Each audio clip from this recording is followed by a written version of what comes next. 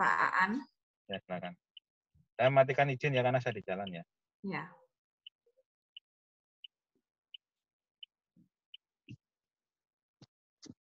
Sudah terlihat Bapak Ibu?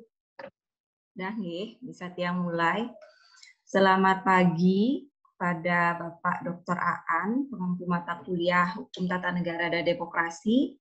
Selamat pagi juga saya sampaikan kepada rekan-rekan yang sudah bergabung pada kelas hari ini. Izinkan saya hari ini Eva Ditayani Antari untuk mempresentasikan makalah berkaitan dengan implementasi demokrasi melalui restrukturisasi komisi-komisi negara. Pertama-tama saya akan mulai dengan pendahuluan latar belakang kenapa saya tertarik untuk memilih judul ini sebagai makalah saya. Yang pertama kita ketahui bahwa negara pada dasarnya merupakan suatu organisasi kekuasaan yang dijalankan oleh pemerintah. Di mana yang dimaksud dengan pemerintah ini seringkali diidentikan dengan keberadaan lembaga-lembaga negara sebagai poros kunci dalam terselenggaranya kegiatan-kegiatan pemerintahan. Kemudian biasanya ketika membahas tentang lembaga-lembaga negara akan sangat identik sekali dengan teori trias politika yang dikemukakan oleh Montesquieu, di mana biasanya lembaga-lembaga negara tersebut akan menjalankan cabang-cabang kekuasaan sebagaimana yang dijelaskan dalam teori trias politika. Seperti misalkan kekuasaan legislatif yang kalau di Indonesia berada pada presiden, kemudian kekuasaan legislatif yang diletakkan kepada DPR, DPD, dan juga MPR, serta kekuasaan yudisial yang dijalankan oleh lembaga Mahkamah Agung, Mahkamah Konstitusi, dan Komisi Yudisial. Namun dalam perkembangannya, Jimli menyatakan bahwa pada masa sekarang, lembaga negara tidak lagi hanya terkait dengan ketiga cabang kekuasaan negara saja sebagaimana dikemukakan dalam teori trias politika. Melainkan sebaiknya ada hubungan antar cabang kekuasaan-kekuasaan tersebut sehingga satu dan lainnya tidak mungkin tidak akan saling bersentuhan. Ketiga cabang kekuasaan tersebut hendaknya diletakkan dalam posisi yang sederajat dan mampu mengendalikan satu sama lain sesuai dengan prinsip check and balances. Kemudian guna menunjang pelaksanaan check and balances, khususnya dalam negara-negara yang menerapkan pemisahan kekuasaan, dibentuklah suatu gagasan atau ide untuk menghadirkan satu lembaga negara penunjang atau disebut juga dengan Auxiliary State Organization, yang di Indonesia sendiri diistilahkan dengan sebutan lembaga negara bantu atau lembaga negara penunjang dan umumnya disebut sebagai komisi-komisi negara. Kemudian terhadap keberadaan komisi negara dalam sistem ketatanegaraan, saya mengutip pendapat Jelinek yang menyatakan bahwa lembaga negara penunjang sesungguhnya adalah lembaga negara yang bertujuan untuk memperkuat lembaga negara utama dalam menjalankan kekuasaannya. Sehingga idealnya suatu komisi negara yang ada di Indonesia untuk dapat berkedudukan sebagai lembaga negara penunjang, dia harus memiliki posisi yang mampu untuk membantu jalannya pemerintahan. Sementara di Indonesia sendiri kita lihat sekarang komisi negara yang berkedudukan sebagai lembaga negara penunjang tidak seluruhnya menjalankan fungsi membantu pemerintahan. Tetapi ada juga lembaga negara yang berkedudukan secara independen, tidak sama sekali berada dalam struktur lembaga negara, atau yang juga disebut dengan lembaga non-struktural. Nah, lembaga-lembaga non-struktural atau lembaga negara yang juga bersifat penunjang ini hingga saat ini tercatat, saya kutip dari salah satu media, kalau tidak salah dari Kompas, dinyatakan bahwa jumlahnya lebih dari 90, bahkan ada kalau di Wikipedia sampai angka di 120 komisi negara, yang mana dapat dikelompokkan menjadi komisi negara yang bersifat independen atau komisi negara yang bersifat menunjang jalannya pemerintahan atau kinerja pemerintah. Nah, sebagian besar legitimasi komisi negara tersebut bersumber dari beragam peraturan perundang-undangan, seperti ada LPSK yang bersumber dari undang-undang, tetapi ada juga lembaga negara lain yang bersumber dari peraturan presiden atau peraturan-peraturan lain di bawahnya. Sehingga seringkali ketika berasal dari beragam peraturan perundang-undangan yang terjadi adalah kewenangan yang saling tumpang tindih antara komisi negara yang satu dengan komisi negara yang lain, atau antara komisi negara itu sendiri dengan lembaga negara lain yang sudah ada, baik yang dihadirkan berdasarkan undang-undang atau hadir berdasarkan amanat undang-undang dasar. Sehingga oleh karena itu saya ingin mengangkat topik yang pertama terkait dengan apa urgensi dari pembentukan komisi-komisi negara di Indonesia. Karena kita lihat bahwa jumlahnya sangat banyak dan sangat drastis. Kemudian yang kedua, kedudukan komisi-komisi negara di dalam sistem pemerintahan Indonesia. Maaf, sistem ketatanegaraan Indonesia. Kemudian untuk menjawab rumusan masalah tersebut, yang pertama, saya akan jelaskan terlebih dahulu tentang landasan pembentukan komisi negara.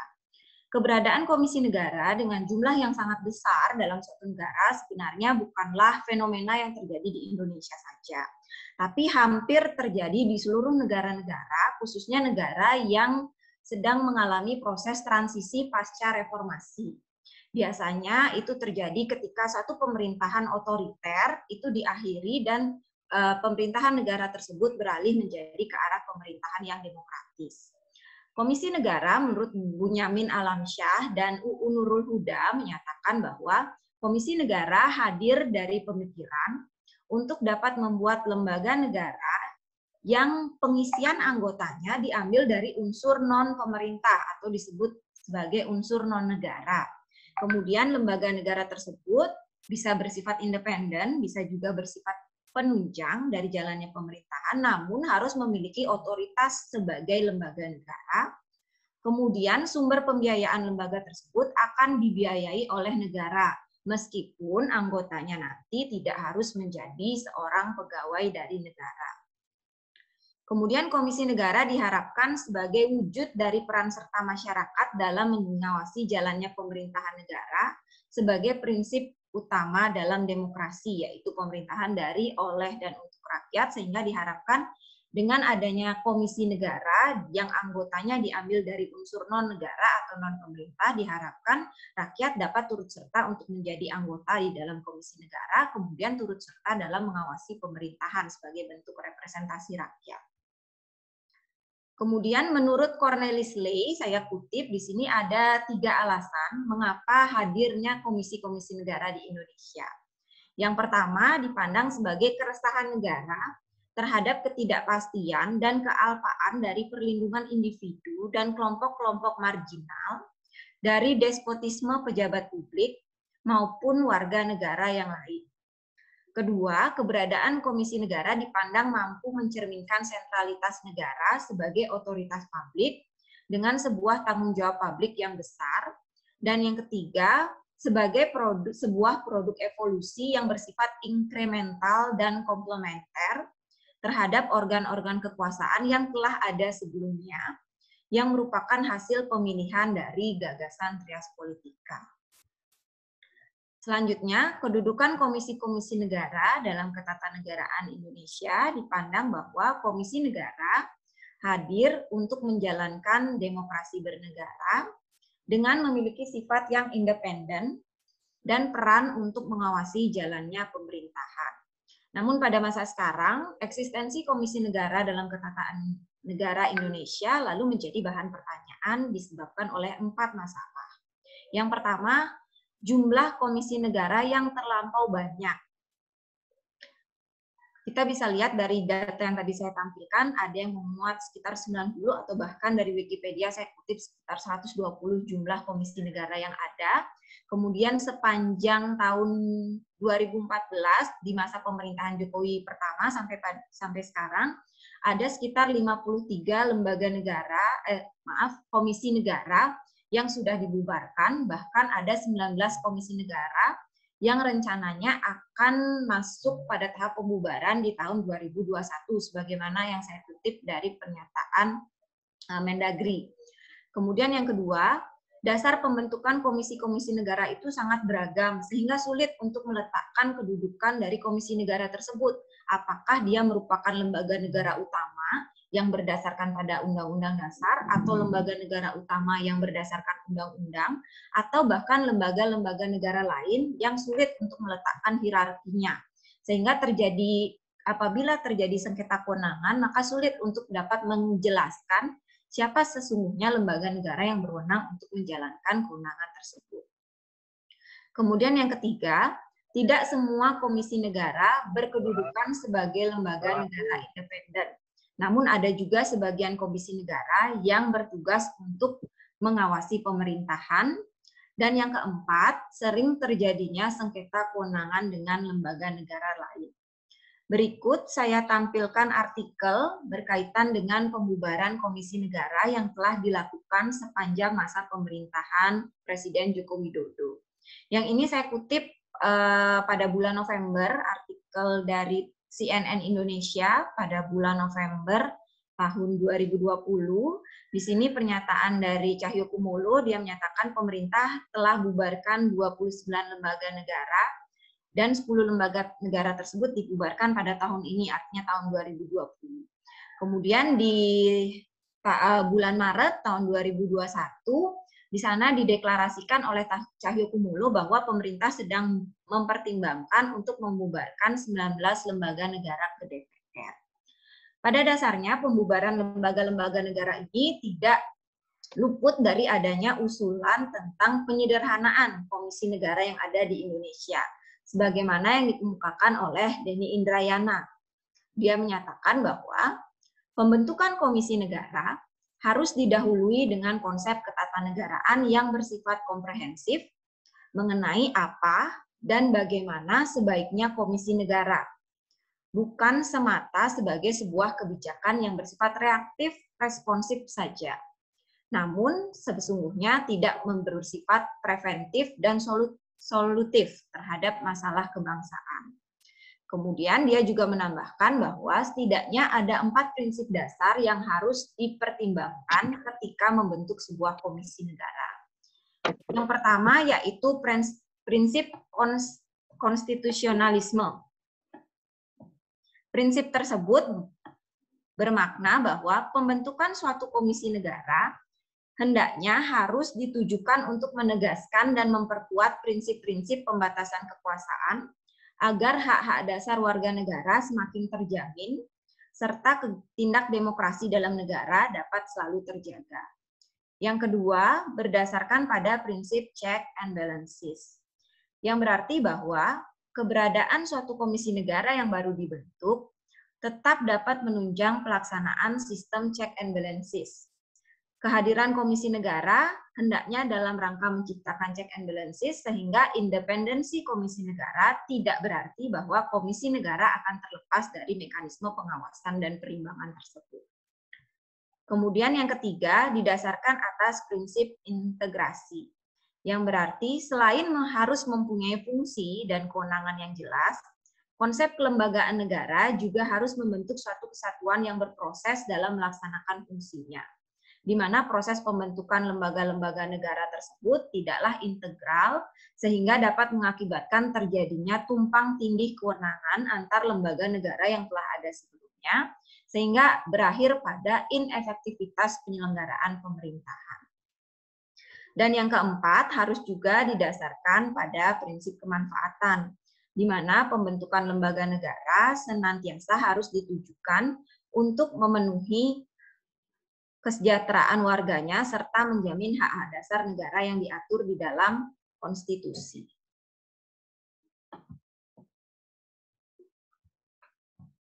Kemudian John M. Gause, saya kutip di sini menyatakan bahwa penyederhanaan komisi negara atau yang disebut dengan reorganisasi komisi negara dilakukan sebaiknya dengan melakukan integrasi atau penggabungan terhadap beberapa komisi-komisi negara yang dipandang memiliki kewenangan atau subjek pelayanan yang sama.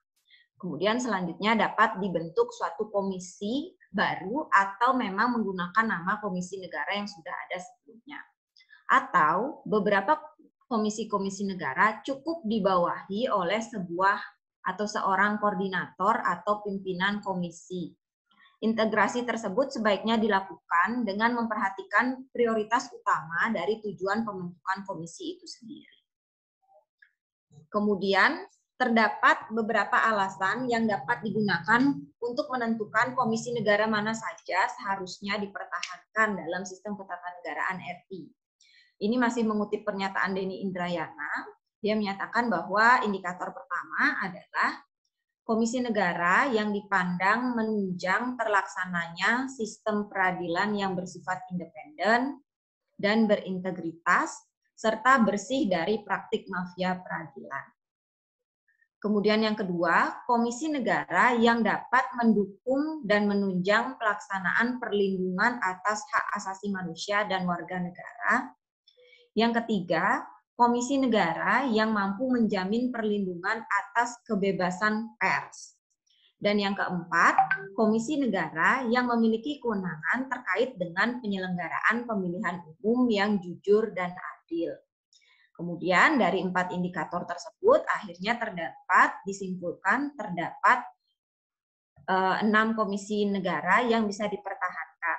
Yang pertama adalah komisi yudisial yang dipandang cocok untuk menjamin terlaksananya sistem peradilan yang adil.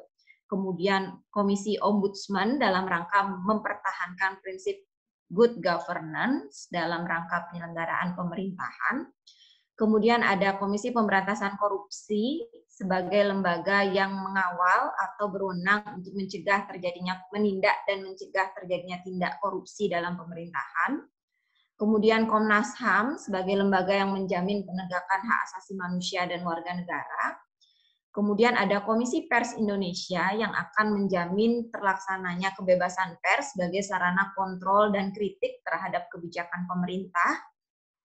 Dan yang keenam adalah Komisi Pemilihan Umum, meskipun sesungguhnya Komisi Pemilihan Umum adalah komisi negara yang pembentukannya sudah diatur di dalam Undang-Undang Dasar, meskipun kewenangannya tidak secara jelas di sana, namun secara implisit disebutkan tentang kedudukan KPU, sehingga seringkali KPU disebut sebagai lembaga negara utama, namun namanya tidak disebut di dalam Undang-Undang Dasar.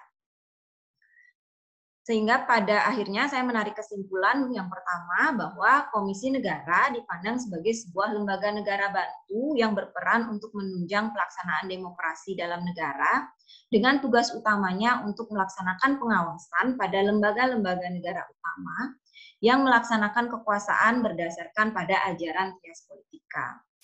Kemudian yang kedua, jumlah komisi negara yang ada saat ini amatlah banyak dan sering menimbulkan masalah mengenai kedudukan komisi negara dan sengketa tumpang tindih kewenangan antar lembaga-lembaga negara yang ada. Kemudian yang ketiga, oleh karena itu dipandang perlu untuk melakukan penyederhanaan terkait dengan keberadaan komisi negara yang dilanjutkan dengan upaya restrukturisasi kedudukan komisi negara di dalam sistem ketatanegaraan Indonesia. Baik, demikian yang dapat saya sampaikan terkait makalah saya. Untuk waktunya saya kembalikan kepada Pak Aan. Terima kasih. Baik, terima kasih Bu Denny. Ya. Sekarang Pak Solehudin ada ya? Hadir, Pak. Monggo dipimpin diskusinya Pak Solehudin. Oh ya, J. Siap. Nanti saya sedikit aja, mungkin ya sekitar 7 menit, 10 menit lah saya terakhir aja. Ya. Monggo kawan-kawan, mungkin saya dulu tak izin. Tadi ada yang menarik dari yang disampaikan oleh Bu Eva, karena ini memang sangat banyak sekali ya komisi-komisi di Indonesia ini. Akan terkesan kayak bagi-bagi gitu. Nah, saya mohon maaf kalau saya tidak salah tadi, saya melihat dan membaca ada frasa despotisme atau apa tadi ya, despotisme pejabat, pendapatnya Cornell kalau nggak salah, di slide yang nomor 6, kalau nggak salah di slide yang nomor 6. Nah, kebetulan ini relate juga dengan materi yang sedang saya pelajari. Nah, itu banyak Bu Eva, buku-buku tentang judulnya itu The New Despotism. Nah, banyak sekali buku tentang itu. Jujur saya masih agak bingung. Judulnya cuma itu, Bu. Mungkin karena ini linier, mungkin itu dulu, Bu. Ada istilah yang bisa menambah wawasan kita. Despotisme itu apa? Kalau nggak salah nanti boleh ditampilkan lagi slide yang nomor 6 kalau nggak salah, Bu. di pendapatnya Cornel. Mungkin itu dulu, nanti bisa disambung. Cornelius Lai tadi, ya Cornelius Lai tadi ya. Iya, Cornel tadi ya. Iya. Ya. Saya ingatnya Cornet, kalau Cornet kan enak ya. Iya Pak Fatih. Ya, mungkin saya bingung, jujur saya nggak ngerti. Ini mungkin nanti bisa nambah wawasan. Iya. Mungkin itu dulu, atau mungkin ditampung langsung Bu Eva, gimana? Ditampung dulu ya, boleh.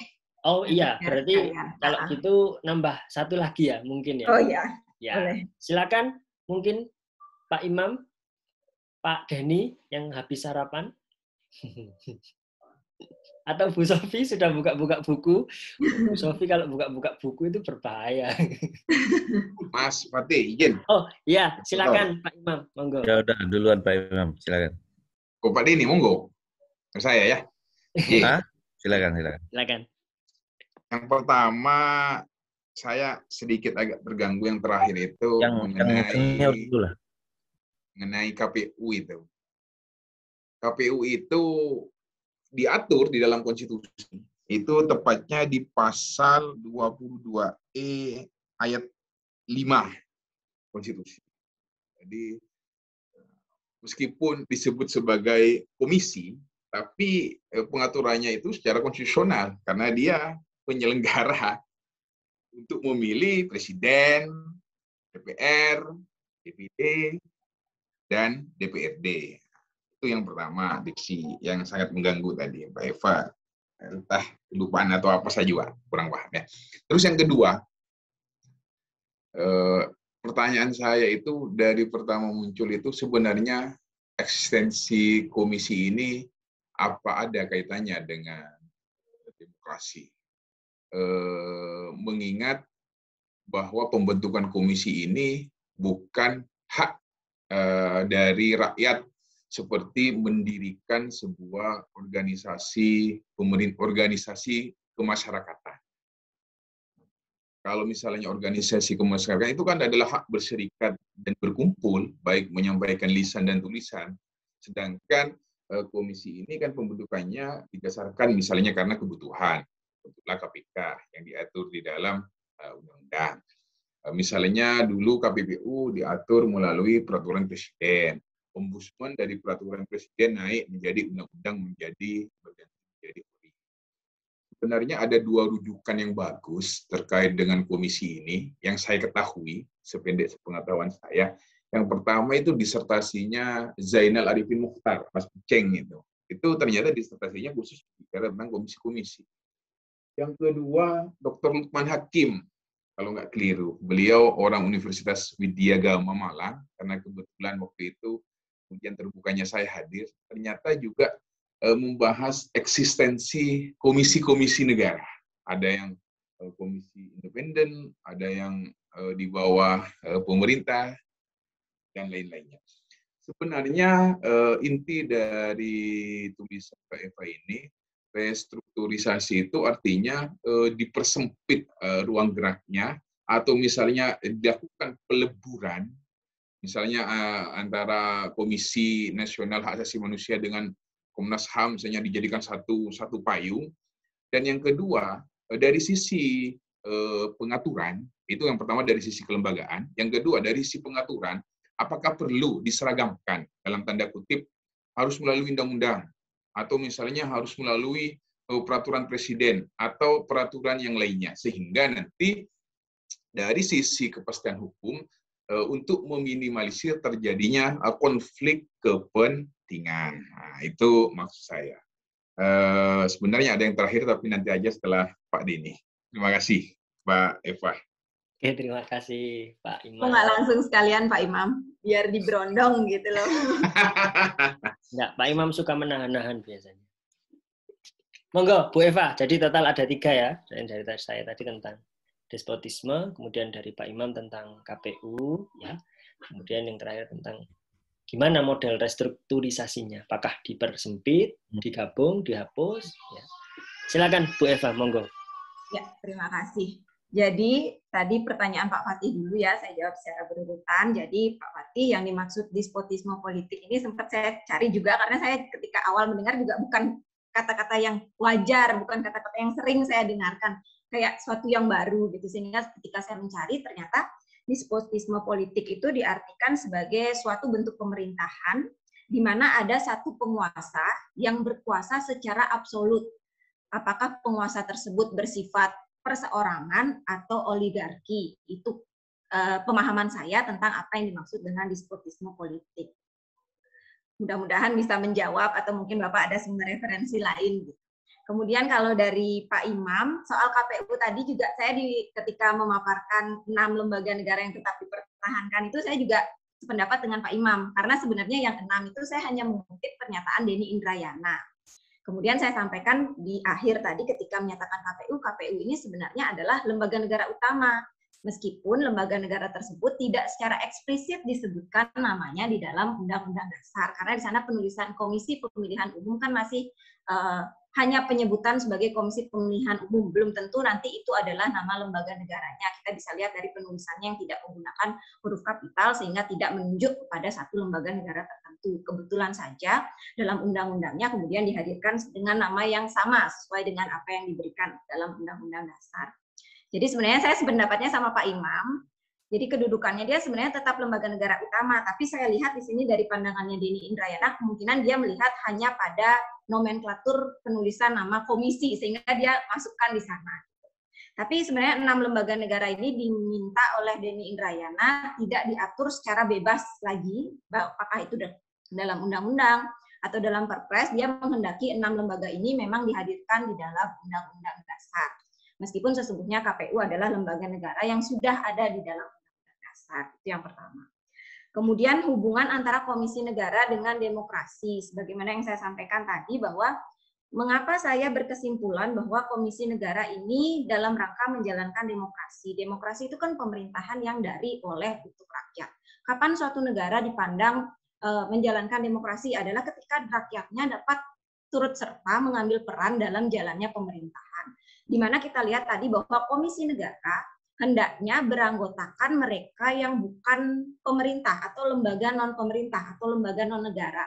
Sehingga di sini dipandang adanya peluang, adanya celah bagi lembaga negara, bagi warga negara untuk turut serta sebagai anggota Komisi Negara dan berperan dalam mengawasi pemerintahan. Yang artinya ketika warga negara masuk ke dalam satu komisi negara yang mengawasi pemerintahan diharapkan mampu untuk menjalankan demokrasi secara lebih konsekuen. Tidak saja pada lembaga infrastruktur politik, sebagaimana dikemukakan Pak Iman, berdasarkan kebebasan berserikat, berkumpul, dan mengeluarkan pendapat, tapi bisa in charge juga ke dalam lembaga negara yang bersifat suprastruktur politik. Dalam hal ini bentuknya komisi-komisi negara. Kemudian terima kasih atas saran rujukan yang disampaikan oleh Pak Imam. Kebetulan saya belum menggunakan, tapi sepertinya Lukman Hakim di dalam makalah saya ada beberapa yang saya rujuk, serta Gunawan Autauda itu yang saya rujuk pada saat menyusun makalah ini, cuman mungkin tidak saya tampilkan secara jelas. Kemudian restrukturisasi, tadi saya mengutip ada pernyataan bahwa restrukturisasi itu artinya kita memetakan kembali dalam sistem ketatanegaraan kita di mana sebenarnya kedudukan komisi-komisi negara. Dan di dalam restrukturisasi tersebut, upaya pertama yang dapat dilakukan adalah dengan melakukan penyederhanaan atau minimalisir dari jumlah komisi negara yang ada. Seperti tindakan penghapusan beberapa komisi negara yang dianggap kewenangannya sebenarnya bisa dijalankan oleh satu lembaga negara yang sudah ada. Kemudian setelah itu baru dituangkan keseluruhan apabila sudah terjadi penyederhanaan lembaga negara yang tetap dipertahankan, kemudian selanjutnya diseragamkan pengaturannya. Apakah di dalam UU atau di dalam Perpres, sehingga ketika terjadi konflik maka tidak akan kesulitan lagi menentukan siapa sesungguhnya lembaga negara yang berwenang untuk menjalankan kekuasaan tersebut. Selain 6 lembaga negara yang disebutkan Denny Indrayana itu diproyeksikan untuk diatur di dalam Undang-Undang Dasar, sementara komisi-komisi negara lain yang tetap dipertahankan diarahkan untuk diatur keseluruhannya di dalam undang-undang. Mungkin bisa saya contohkan, di sini saya kemarin sempat searching juga, mohon maaf internetnya agak gangguan. Jadi saya sempat lihat bahwa Komnas HAM itu tetap dapat dipertahankan, kemudian di bawah Komnas HAM itu sebisa mungkin misalkan Komisi Perlindungan Anak Indonesia, kemudian ada lembaga Komnas Anak, itu bisa dilebur di dalam Komnas HAM. Jadi dia hanya sebagai subdivisi saja, bukan sebagai lembaga independen yang berdiri sendiri. Atau misalkan Komisi Perlindungan Anak dan Komisi Perlindungan Anak itu bisa juga diletakkan di bawah Kementerian Pemberdayaan Perempuan dan Perlindungan Anak. Seperti itu gagasan penyederhanaan yang dimaksud kira-kira. Segitu mungkin jawaban saya Pak Imam. Terima kasih. Oke, terima kasih Bu Eva. Kalau pertanyaan saya sudah menjawab. Kalau Pak Imam, apakah sudah terjawab? Iya, Mas Pati. Sebenarnya ini dari sisi kelembagaan terjadi penggabungan. Dari sisi regulasi, selain diatur di konstitusi, keseragaman yang berikutnya yang tetap dipertahankan itu di lumpur itu, sebaiknya menurut Pak Eva itu diatur tetap melalui peraturan presiden atau diatur melalui undang-undang. Karena kalau kita ketahui bersama, undang-undang itu kan dibentuk karena dua. Satu, karena perintah konstitusi.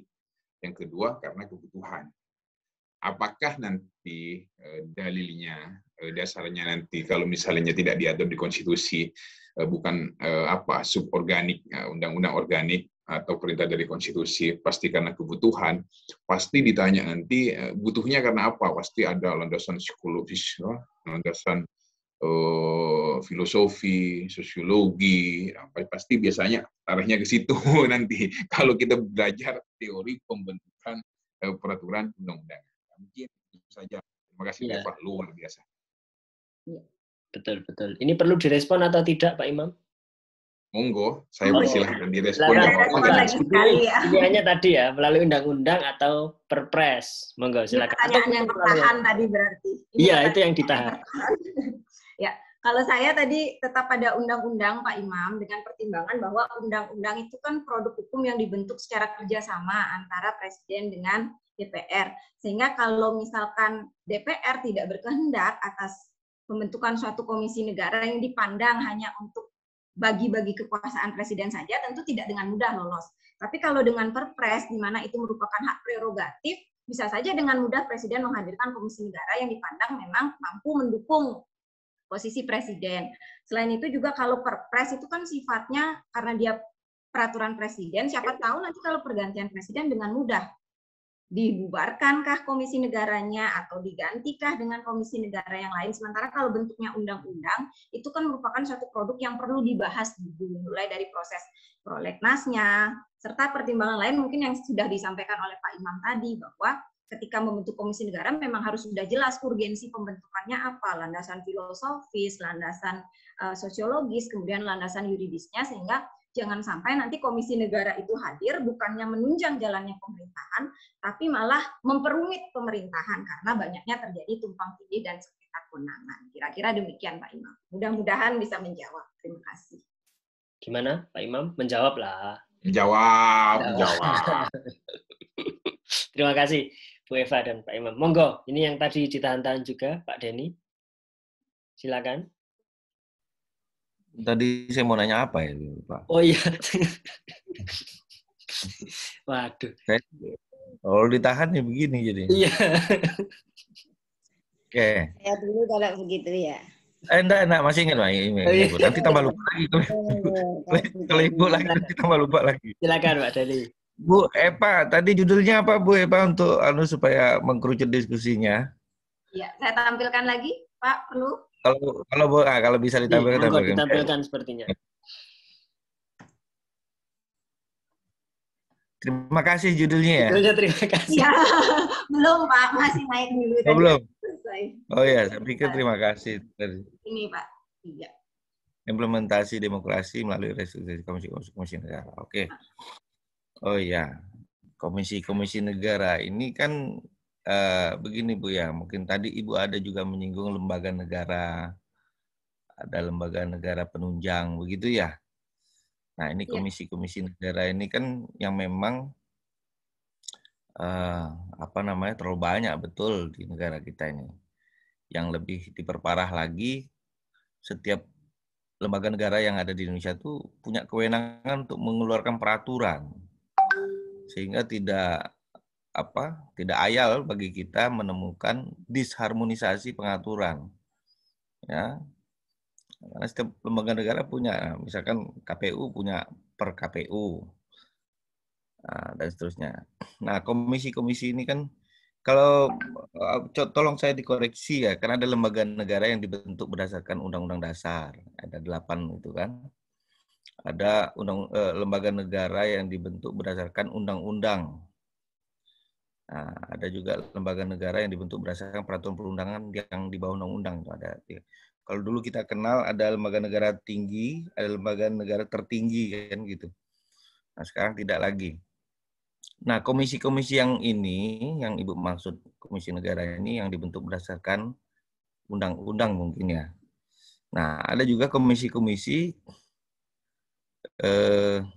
yang dibentuk berdasarkan peraturan di bawah undang-undang. Ya, ada di daerah kadang-kadang posisinya ya ada. Nah, itu yang kadang-kadang tumpang tindih. Saya sangat setuju sekali Bu pemahaman ini. Ada restrukturisasi terhadap komisi-komisi ini ya. Cuman harus ada yang alasan yuridisnya, alasan akademisnya juga mungkin yang Ibu perlu tambahkan nanti. Kenapa itu disederhanakan? Kalau perlu komisi negara yang lembaga negara yang dalam komisi negara ini dalam bentuk yang sejajar, tidak ada yang lebih rendah, tidak ya.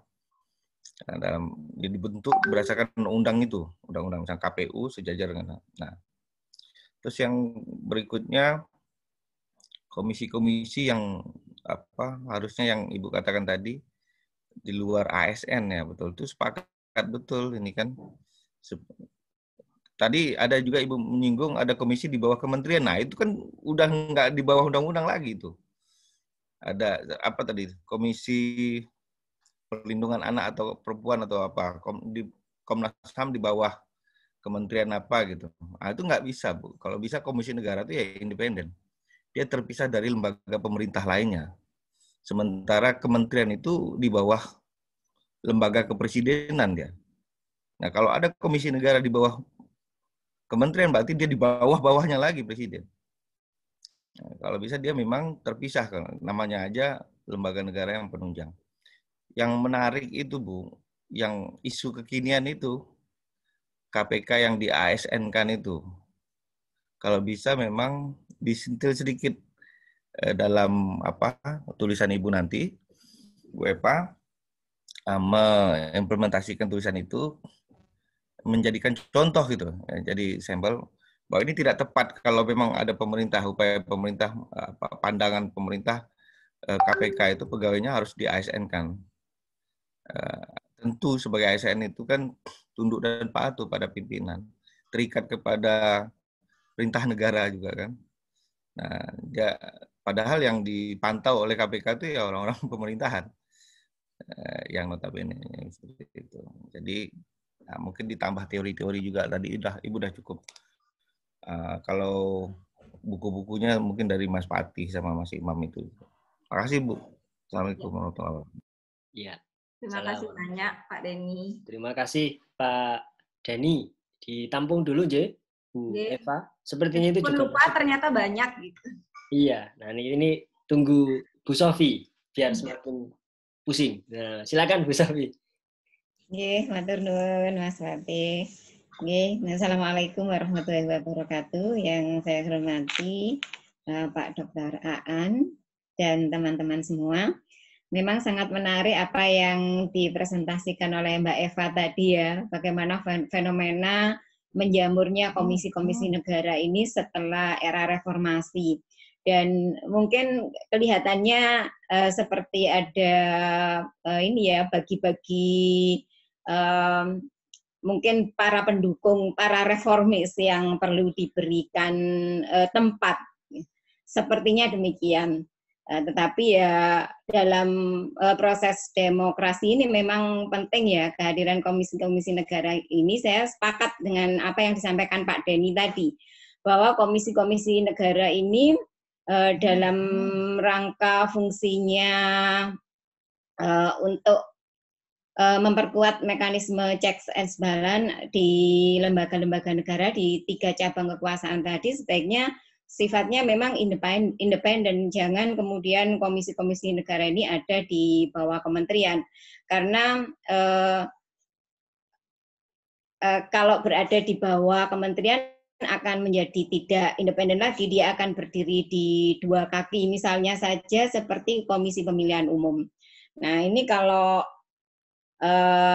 sekretariatnya, ASN-nya itu berada di bawah kementerian, misalnya Kemenpan RB ya, ini menjadi berada di dua kaki, padahal fungsinya adalah untuk membentuk atau menghasilkan pejabat-pejabat eksekutif ya, yang seharusnya tidak terpengaruh. Jadi seharusnya memang independen juga terkait dengan sekretariatnya. Jadi dalam hal ini harus merupakan suatu sekretariat yang sifatnya itu organiknya komisi tersebut. Jadi tidak berada di bawah kementerian. Saya sependapat itu dengan Pak Denny ya. Dan fenomenanya independensi komisi-komisi negara ini seringkali kita pertanyakan terkait dengan proses rekrutmen. Karena proses rekrutmennya itu seperti misalnya Komisi Pemilihan Umum ya, yang melibatkan Komisi 2 DPR. Sehingga dalam hal ini KPU RI misalnya, untuk menjadi KPU RI sangat tergantung dengan votingnya Komisi 2 di DPR itu, sehingga hal ini juga bisa berpengaruh terhadap independensi KPU dalam melaksanakan tugasnya. Kasus-kasus yang terjadi misalnya kasus KPU RI Wahyu Setiawan ya, yang tersangkut kasus suap terkait dengan PAW anggota DPR, kemudian terkait dengan hakim konstitusi juga demikian ya, karena dalam hal ini juga misalnya ada campur tangan DPR juga di situ, dan dalam proses sengketa perselisihan hasil pemilu di Mahkamah Konstitusi, misalnya bisa kita contohkan juga Ketua Mahkamah Konstitusi yang dulu juga terlibat kasus penyuapan juga sehingga diberhentikan. Maka menjadi penting independensi bagi lembaga-lembaga negara ini, termasuk juga dalam proses rekrutmennya ya, mungkin perlu perbaikan. Dan tadi yang disampaikan Pak Imam juga saya sepakat, mungkin harus ada penyeragaman ya terkait dengan komisi-komisi ini. Ketika disederhanakan harus berada dalam payung hukum apakah dibentuk dengan konstitusi, apakah dibentuk dengan undang-undang, kemudian kewenangannya juga harus jelas, karena memang seringkali terjadi tumpang tindih kewenangan seperti yang disampaikan Mbak Eva tadi, misalnya antara lembaga sensor film. Saya nggak tahu kalau lembaga sensor film ini kan dibentuk dengan undang-undang. Itu misalnya dengan komisi penyiaran, seringkali tumpang tindih misalnya kewenangannya ya. Nah, kalau kemudian ada sengketa kewenangan antar lembaga ini yang tidak dibentuk dengan undang-undang dasar, tidak dibentuk berdasarkan undang-undang dasar, kemudian bagaimana proses penyelesaian sengketa kewenangannya. Nah, ini juga perlu ada kejelasan ya, karena kemudian juga seperti yang disampaikan Pak Denny, terkait dengan komisi-komisi yang di daerah, ada komisi-komisi di daerah yang ternyata secara hierarki itu tidak ada hubungannya dengan komisi-komisi yang ada di pusat, misalnya komisi KPID ya, Komisi Penyiaran di Daerah, itu kemudian LSF provinsi, LSF yang ada di Provinsi Jawa Timur misalnya, ini juga tidak secara hierarkis ya, tidak ada hubungan secara hierarkis dengan LSF pusat. Ini juga perlu diperjelas kedudukannya komisi-komisi negara yang ada di daerah-daerah ini. Ini seperti apa, kemudian bagaimana kedudukannya, karena seperti LSF di Jawa Timur itu juga sekarang dalam dilema ya, karena kondisi pandemi ini anggota LSF masih minta agar LSF ini dipertahankan berdasarkan fungsinya di daerah, tetapi ada wacana bahwa LSF ini dibubarkan saja di daerah. Mungkin itu masukan dari saya. Terima kasih Mbak Eva. Terima kasih Bu Sofi. Sepertinya dua penanggap yang terakhir ini lebih ke masukan ya Bu Eva. Monggo silakan mau direspon atau diucapkan terima kasih jika ada apa. Monggo Bu Eva. Mungkin saya sedikit menanggapi ya, boleh ya Pak Fatih ya, sebentar aja gitu ya. Mungkin menanggapi terkait dengan statement dari Pak Denny tadi tentang lembaga negara, yang memang benar ada lembaga negara yang diatur di Undang-Undang Dasar. Cuman sepanjang saya mempelajari tentang lembaga negara yang sifatnya konstitusional, jumlahnya tidak 8, tapi 8 itu yang memang disebut namanya dan disebut kewenangannya di dalam Undang-Undang Dasar, itu dari pendapatnya Firmansyah Arifin. Kemudian kalau yang dibentuk oleh undang-undang juga ada, contohnya KPK, LPSK yang saya tunjukkan tadi, kemudian yang dibentuk oleh Perpres, contohnya ada Dewan Ketahanan Pangan, kemudian Komisi Nasional Penanggulangan AIDS, misalkan seperti itu adalah komisi-komisi negara yang dibentuk berdasarkan peraturan Presiden. Terima kasih tadi masukannya tentang alasan mengapa perlu disederhanakan. Sudah saya sempat masukkan juga dalam PowerPoint kenapa perlu disederhanakan. Itu berdasarkan pada tugas dan fungsi dari komisi negara tersebut. Ketika memang komisi negara tersebut memiliki tugas dan fungsi yang sekiranya bersinggungan atau memiliki kesamaan subjek dan objek dengan komisi negara yang lain, diharapkan komisi negara tersebut dapat bergabung. Kemudian ketika saya menyampaikan usulan gitu ya, bahwa contohnya ada Komnas Perlindungan Anak atau Komisi Perlindungan Anak Indonesia yang kemudian diletakkan di bawah kementerian, itu artinya komisi tersebut tidak berfungsi secara independen lagi. Karena komisi tersebut kan pada dasarnya punya tugas menunjang jalannya pemerintahan. Kalau kita lihat dari Komisi Perlindungan Anak, ya tugasnya membantu pemerintah untuk menegakkan perlindungan anak. Kita lebih concern lagi dalam perlindungan anak. Sehingga hemat saya itu dimasukkan saja di bawah nomenklatur dari Kementerian Pemberdayaan Perempuan dan Perlindungan Anak. Tidak usah diletakkan sebagai lembaga negara independen. Yang diberikan kewenangan sebagai lembaga negara independen adalah yang memang lembaga negara yang punya fungsi untuk mengawasi pemerintahan. Sehingga dia bisa menjalankan tugasnya secara lebih fair, tidak lagi terkontrol pada pemerintah yang di atasnya. Kemudian untuk KPK yang di ASN-kan, mungkin yang di ASN-kan itu adalah pegawainya Pak Denny. Kalau saya tidak salah mendapatkan informasi, ya pegawainya yang di ASN-kan, sementara yang diharapkan untuk menjaga independensinya itu adalah komisionernya atau pimpinan KPK-nya itu harus berasal dari lembaga non-negara atau lembaga atau orang-orang non-pemerintah. Sehingga yang di ASN-kan itu mungkin hanya pada tahap pegawainya saja, tapi komisionernya sebagai suatu jabatan politik itu diserahkan kembali kepada orang-orang yang berkedudukan sebagai non-negara atau non-pemerintah, sehingga mereka bisa tetap bersikap independen dalam menjalankan tugas dan kewenangannya. Kira-kira demikian. Mungkin tadi saya juga sudah menjawab statement dari Bu Sofi yang menyatakan bahwa untuk memperkuat check and balances sebaiknya tidak diletakkan di nomenklatur. Sudah saya jelaskan bahwa yang digabung di nomenklatur ketika komisi negara tersebut memang bersifat penunjang. Artinya untuk menghemat jumlah komisi negara yang memang menunjang pemerintahan, diletakkan saja di bawah pemerintahan, tapi kalau dia independen, fungsinya mengawasi pemerintahan, biarkan dia independen untuk selanjutnya diatur di dalam undang-undang. Kemudian proses rekrutmen dan independensinya, itu yang saya catat akan saya tambahkan. Kemudian penyeragaman, sudah saya sebutkan tadi sebagai upaya restrukturisasi, diatur di dalam undang-undang. Kemudian keberadaan komisi di daerah yang tidak relevan dengan komisi yang ada di tingkat pusat. Terima kasih masukannya Bu Sofi. Saya kira sekian Pak Fatih. Terima kasih. Terima kasih Bu Eva atas respon dan tanggapannya. Insya Allah sudah cukup terjawab, sudah cukup puas Pak Denny, Bu Sofi. Ya, cuman nanti ini Bu, sama dikit ya Pak Fatih. Iya, gimana? Namanya tentang kewenangan mengatur juga itu loh. Jadi, itu perlu dikasih pandangan juga tuh Bu. Tapi ya kalau tidak dikasih kewenangan, lalu siapa yang ngatur kan? Nah, iya.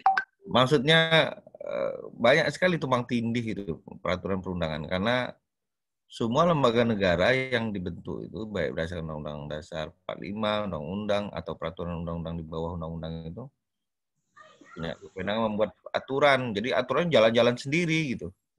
Nabrak-nabrak gitu. Nah, perlu juga memang mereka itu dalam hal-hal konsideran menimbang itu kan harus ada runutnya, aturannya, jangan sampai bertentangan dengan aturan-aturan di atas, sehingga kita tidak sering sekali kita melihat judicial review kan. Nah, ini dalam waktu dekat saya juga judicial review ada peraturan menteri itu kan. Karena apa? Karena nabrak undang-undang kan gitu. Jadi ini yang menjadi permasalahan di Republik ini kan. Kadang-kadang semakin banyaknya peraturan di suatu negara itu ya semakin tampak jelas bahwa negara itu tidak teratur sebenarnya. Nah, kalau di Inggris itu aturan itu undang-undang sedikit aja. Dia itu tampak bahwa negaranya udah nggak usah dibuatkan aturan, udah teratur.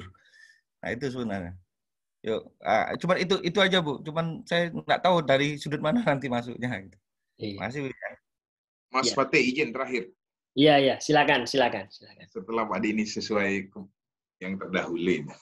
Sebenarnya begini, fungsi pengaturan dari sisi aturan keseragaman itu juga terkait dengan mekanisme. Kalau misalnya diatur di undang-undang, pasti ke Mahkamah Konstitusi. Kalau misalnya diatur di bawah undang-undang, itu pasti ke mahkamah. Gitu. Terkait dengan pernyataan Pak Denny barusan itu, semakin banyak aturan itu semakin tidak teratur. Itu sangat cocok sekali dengan apa yang diungkapkan oleh almarhum Prof. Sacipto Raharjo. Hukum itu mengajarkan keteraturan, tapi menemukan ketidakteraturan. Ini pidato perpisahannya sebagai guru besar ilmu hukum. Cuma begini, Mbak Eva, sebenarnya dari restrukturisasi komisi-komisi negara ini dengan adanya penggabungan dari sisi kelembagaan, yang kedua dari sisi pengaturan, adanya keseragaman, nanti juga perlu memang dielaborasi dengan apa misalnya adanya kebutuhan yang memang sangat berdesak, ada urgensinya di situ. Dan juga ada pembatasan. Saya khawatir dengan dalih kebutuhan, misalnya sudah direstrukturisasi secara bagus dan lengkap dengan dalil kebutuhan, bahwa misalnya Presiden bisa membentuk komisi lagi, karena ini penting sekali dibutuhkan pada saat ini, karena negara kan selalu dinamis, selalu bergerak, sehingga di situ nanti ada semacam rambu-rambu. Kalau misalnya titik urgennya apa saja, 1, 2, 3. Sama seperti pada saat Mahkamah Konstitusi itu merumuskan dalam putusannya itu, Perpu itu dikeluarkan dalam hal apa. Sehingga ini nanti menjadi acuan. Tidak serta-merta hanya Presiden karena dalih kebutuhan dengan Kepres saja. Kan ini penting, ini kalau enggak, itu maksud saya. Ada semacam pembatasan di situ. Terima kasih, Mas Fatih, Mbak Eva. Terima kasih. Mungkin ini masukannya Pak Denny, Pak masukannya, iya betul. Terima kasih Pak Denny juga Pak Imam. Saya kembalikan ke Pak Aan. Ini tinggal 6 menit. Ya punten Pak Aan. Baik, terima kasih. Diskusi yang menarik. Terima kasih Pak Soleh yang sudah memimpin, Bu Eva yang sudah berinteraksi, dan Bapak Ibu yang sudah partisipasi diskusi ya.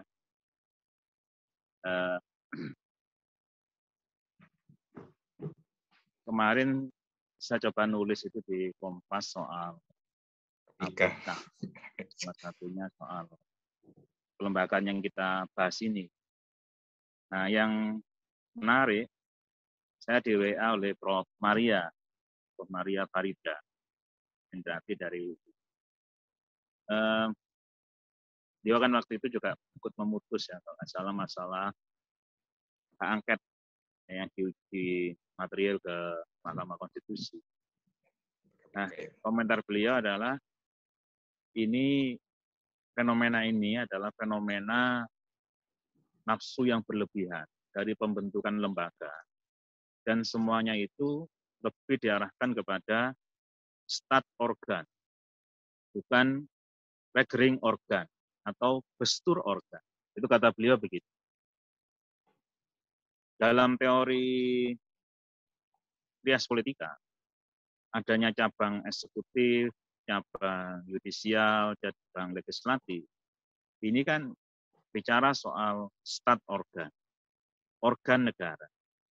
Di dalam cabang kekuasaan eksekutif baru ada gestur organ atau organ pemerintahan, atau juga disebut dengan regering organ, yaitu ya organ pemerintah. Nah, kecenderungan di kita itu adalah membentuk lembaga negara, membentuk lembaga baru yang semuanya diarahkan ke stat organ. Nah, kalau stat organ berarti nanti kedudukannya akan setara dengan presiden, setara dengan DPR, setara dengan mahkamah. Itu konsekuensinya. Nah, apa akibatnya? Akibatnya adalah koordinasi, kemudian juga keselarasan dalam pencapaian tujuan pemerintahan itu terhambat. Walaupun memang ada sisi dilema yang lain. Kalau semuanya menjadi gestur organ, problemnya adalah kekuasaan presiden itu kan dikhawatirkan bisa mengintervensi, kan gitu. Bisa mengintervensi lembaga-lembaga semacam KPK ini. Sekarang kan perdebatannya menjadi itu. Tadi malam di dua sisi juga ada perdebatan soal, yang satu bicara soal independensi, yang satu bicara soal mematuhi perintah presiden. Nah, mungkin yang perlu dianalisis lebih lanjut dalam hal ini itu adalah kaitan dengan fenomena ini dengan check and balances tadi. Jadi prinsip check and balances antar stat organ dengan fenomena adanya komisi-komisi yang macamnya banyak. Sebenarnya dalam putusan Mahkamah Konstitusi sudah agak ditengahi. Kalau sepanjang itu adalah urusan yang terkait dengan yudisial, misalnya soal penyelidikan, penyidikan, kemudian penuntutan, itu presiden tidak bisa intervensi. Itu menjadi KPK itu menjadi lembaga yang otonom. Tapi kalau itu sepanjang non urusan terkait dengan yudisial, sebenarnya ini adalah urusan-urusan eksekutif. Apa itu? Ya salah satunya adalah kepegawaian ini. Ya, kepegawaian ini seharusnya menjadi urusan eksekutif. Nah, tapi nanti ada yang kritik juga loh, kalau nanti pegawai KPK ASN, bagaimana? Tadi dibilangnya, bagaimana ASN bisa memeriksa ASN yang lain? Ya, saya kira itu terlalu simplifikasi karena sama dengan ini logikanya. Polisi atau tentara itu juga punya namanya PM kalau tentara, polisi militer. Kalau polisi punya propam, profesi provos dan pengamat profesi. Nah, itu sebenarnya untuk menjaga etik, menjaga pelanggaran hukum yang dilakukan oleh internal. Jadi ya sepanjang fungsinya dijalankan, walaupun sesama ASN, kan tugas dan fungsinya berbeda. Ya, tugas dan fungsinya berbeda. Sehingga seharusnya status itu tidak kemudian mencampuri tugas dan fungsi. Walaupun KPK itu ASN, ya karena itu kan hanya sistem kepegawaian saja. Gitu. Nah, yang penting kan tugas dan fungsinya ini yang tidak intervensi. Kalau statusnya sih sebenarnya itu relatif. Saya katakan relatif ya memang pernah terjadi dulu pada waktu hakim itu di bawah Kementerian Hukum. Itu sebelum Abdurrahman Wahid. Ya. Hakim itu ada di bawah Kementerian Hukum, administrasinya. Nah, tapi dalam melaksanakan fungsinya dia independen. Yang terjadi adalah untuk mengancam independensi hakim itu melalui perutnya hakim. Jadi kalau misalnya ada hakim yang nggak bisa diatur, yang dia terlalu idealis dan sebagainya, efeknya, ya dia dimutasi ke Papua sana. Kan urusan kepegawaian urusannya eksekutif. Ya memang ada efeknya juga. Tapi ya ini kita kan sudah tidak dalam lembaran kosong ketika 17 Agustus 45 Indonesia ini dimerdekakan, kan begitu. Atau kita menyatakan merdeka, ini kita sudah dalam rimba hukum yang sangat luas, sehingga kita bagaimana bisa keluar dari jeratan rimba hukum ini yang banyak. Makanya ya memang bermainnya adalah ya, bermain minimalis ya. Karena tidak bicara revolusi kan, kita hanya bicara reformasi, dan itu pun sekarang di Jogja ada gerakan reformasinya gagal, kemudian KPK-nya dibunuh. Ya. Nah, ini mau demonstrasi kayaknya hari ini di Jogja. Nah, jadi saya kira Mbak Eva sangat menarik kalau tulisan ini ditambahilah kaitan antara ketatanegaraan tadi yang ada state auxiliary body, ya, yang itu merupakan organ penunjang tadi disebutkan, dengan ancamannya terhadap demokrasi. Nah, kalau di judul sudah ada demokrasinya, tapi di pembahasan tadi saya belum lihat demokrasinya itu. Ya. Demokrasinya di mana? Nah itu saya kira menarik kalau dilihat. Itu mengancam nggak? Ya demokrasi nanti kan khususnya terkait dengan check and balances. Ya. Check and balances system, kemudian partisipasi masyarakat. Ya seperti ini kan bagaimana kita terhadap lembaga penunjang mau aspirasi ke KPK. Ya mereka berdalih ini independensi kami. Kontrol masyarakat terus di mana? Bagaimana demokrasinya? Aspirasi masyarakat nggak bisa masuk. Nah, kenapa? Nggak ada check and balances. Gitu. Nah, Presiden sendiri juga dalam posisi itu di luar kekuasaan kami. Jadi nggak bisa mencek juga. Nah, lama-lama ini kan menjadi kekuatan yang tidak tak terbatas. Ya. Oke, saya kira itu catatan dari saya. Terima kasih atas partisipasi dari Bapak sekalian. Minggu depan sudah habis ya berarti ya, yang presentasi? Tinggal saya, Pak Aan. Tinggal satu lagi, Pak Aan, Bu Sofi. Satu lagi ya, baik. Oke, terima kasih. Assalamualaikum warahmatullahi wabarakatuh. Waalaikumsalam. Waalaikumsalam warahmatullahi wabarakatuh. Waalaikumsalam. Terima kasih Pak.